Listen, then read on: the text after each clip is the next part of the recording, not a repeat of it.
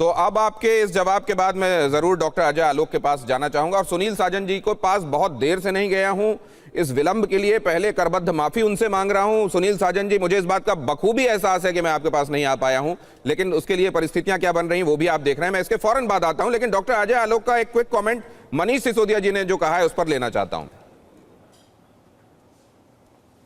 मुझे आश्चर्य लगता है कि विश्व के पहले शिक्षा मंत्री जो साथ में शराब मंत्री भी थे और वो शिक्षा व्यवस्था पे कमेंट कर रहे हैं। 10 साल दिल्ली में रहे, कौन सी शिक्षा व्यवस्था बदल ली? ये तो हमने देखा ना, क्लासरूम तक बेच दिया था। बिल्डिंग बनती नहीं थी लेकिन शिक्षा व्यवस्था बहुत अच्छी बनाएंगे।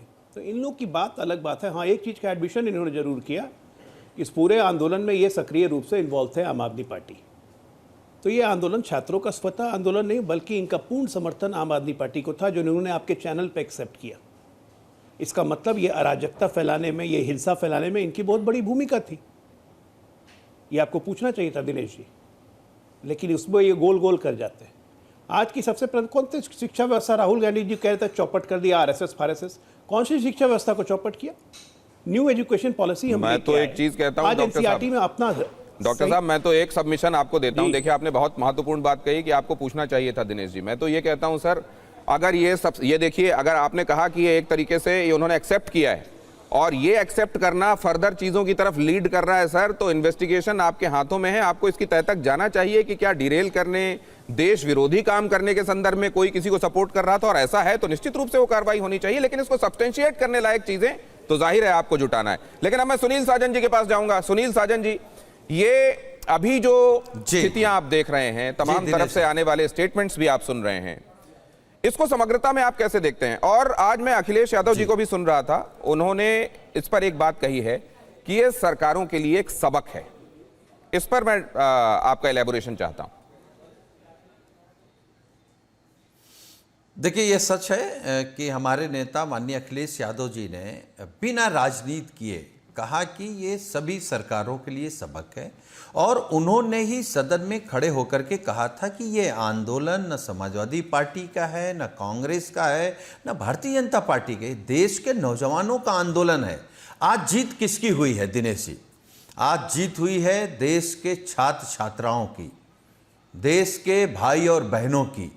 आज जीत हुई है लोकतंत्र की, इंकलाब की, संघर्ष की, हौसले की। और उसी तरफ हार किसकी हुई है? देश की भ्रष्ट सरकार की, मोदी जी के अहंकार की, उनके तानाशाही की, और उनके उस रवैये की कि जो हम चाहेंगे वही इस देश में होगा। नहीं होगा। मोदी जी का घमंड हारा है, देश का नौजवान जीता है। लेकिन ये सर, एक बड़ा बारीक डिमार्केशन, मैं आपको बीच में रोक रहा हूं, एक चीज पूछने के लिए। सर, एक चीज मैं जानना चाहता हूं जी, ये क्या एक मुद्दे को लेकर एक डिपार्टमेंट को हेड करने वाले मंत्री के तौर पर इस मुद्दे को देखा जाना चाहिए, या एक जो दूसरी बात आप कर रहे हैं एरोगेंस की तरफ जो आप इशारा कर रहे हैं, वो मुद्दा है? एक्चुअली मुद्दा क्या है यहां पर? दरअसल मुद्दा बीजेपी सरकार की तानाशाही, उनका अहंकार और उनका भ्रष्टाचार। ये तो एक विभाग है ना। अभी देश का नौजवान जब अपने पेपर लीक को लेकर के बैठा कि भाई हमारी परीक्षा हर बार पेपर लीक हो जाता है, तो क्या कह रही है बीजेपी? अभी भी इनके प्रवक्ता कह रहे हैं ये अराजक थे। अरे हमारा समर्थन था, समाजवादी पार्टी का भी समर्थन था, माननीय अखिलेश यादव जी की गिरफ्तारी भी हुई, लेकिन देश के नौजवानों के लिए, आपके भ्रष्टाचार के लिए। लेकिन इसका मतलब दिनेश जी ये नहीं है कि मुद्दे खत्म हो गए हैं। अभी बेरोजगारी का क्या होगा? E20 का क्या होगा? देश में जो शहीद जवान हुए हैं उनकी शहादत को छिपाने का क्या होगा? किसानों की दोगुनी आय का क्या होगा? लेकिन और ये जो देश के नौजवानों पर है, लाठीचार्ज आपने कराया, ये जो आपने क्या होगा? आपने दो चीजें यहां पे कही हैं, एक तो इशू और दूसरा एक परसीव्ड एरोगेंस। इसको लेकर मैं डॉक्टर साहब से जरूर, डॉक्टर अजय आलोक, इसमें दो चीजें कही जा रही हैं, इसको आप कैसे देख रहे हैं? एक तो मुद्दा वो छात्रों से संबंधित मुद्दा, और दूसरा इसमें दूसरी बात ये जो परसीव्ड एरोगेंस की बात कही जा रही है, इस पर भी आपका जवाब मुझे चाहिए। देखिए, दो तरीके के लोग होते हैं इस देश में, हैं इस देश में दो तरीके के लोग। एक आग लगने पे जो पूरा प्रयास करते हैं कि पानी डालो, किसी तरह आग को बुझाओ। दूसरे वो होते हैं जो आग लगने पे आग बुझाने की तो छोड़िए, कैसे इसमें पेट्रोल और डाल सकें उसी की चिंता करते रहते हैं। तो ये कैटेगरी बड़ा ही डिफाइन हो गई है पिछले 10 दिनों में कि कौन किस कैटेगरी के लोग हैं, और मुझे इसमें बोलने की ज़रूरत नहीं है, देश की जनता देख भी रही है और समझ भी रही है। एक सरकार के तौर पे प्राथमिकता क्या होती है कि हम अपने छात्रों के साथ खड़े हों। भले उस छात्र आंदोलन में कई सारे अराजक तत्व, देश विरोधी तत्व इसमें इन्वॉल्व थे, चाहते थे कि भारत में एक डिस्टेबिलिटी हो, क्योंकि जिस ढंग से ये कंडक्ट हो रहा था, हिंसक हो रहा था, अराजक हो रहा था, तो निश्चित तौर पे इसके मोमेंटम तोड़ने की जिम्मेदारी हमारी थी।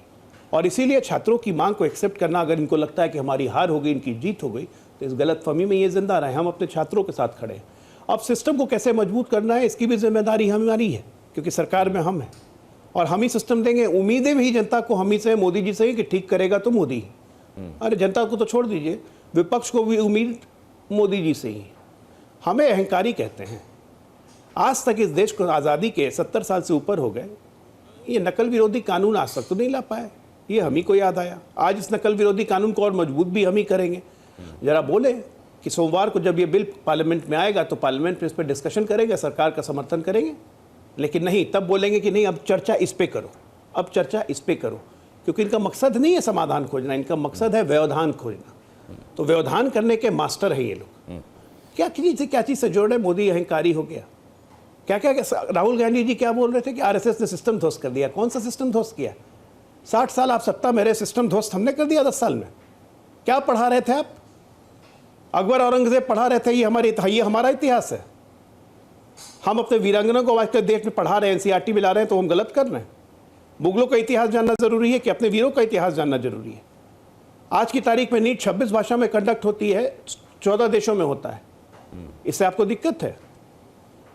भारत का वास्तविक स्वरूप क्या हो, ये एजुकेशन पॉलिसी में निकल के आ रही है, उससे आपको दिक्कत है। तो डॉक्टर साहब, एक खबर आ रही है, आप सभी को बता देता हूं, और उसके बाद आप लोगों के पास वापस आता हूं।